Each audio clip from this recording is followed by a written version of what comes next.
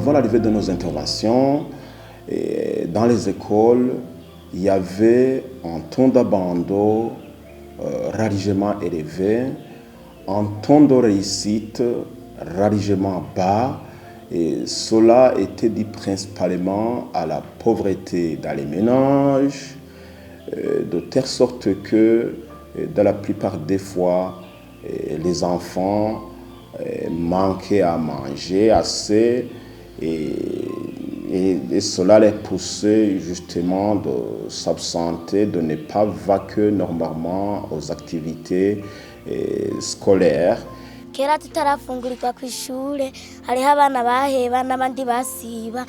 Hanyuma kandi n'umwimbu ndavye mugera mu gice mu wa mbere gushika mu gatandatu naho nyine umwimbu wari hasi cyane. Les enfants sont nourris tous les jours de classe. Les enfants bénéficient d'une alimentation équilibrée, une alimentation variée. Mugabo uyu mugabe maze kuza umwimbu bwa mbere wariyongereye hanyuma ubugira kabiri kandi abanyeshuri baheba ishure nabo nyine kandi baragabanutse.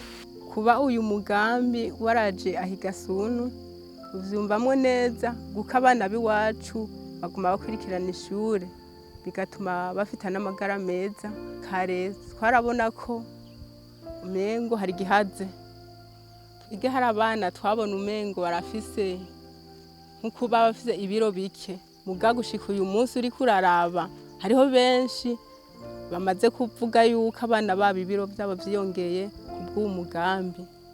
Turashimiye uwo mugambi wabige bose ko waje kugira twige twese kandi tugira amagara meza. Ikitunezera nuko ubwa mbere abana bagabanutse mu guheba, ubwa kabiri nuko umwimbi wiyongereye.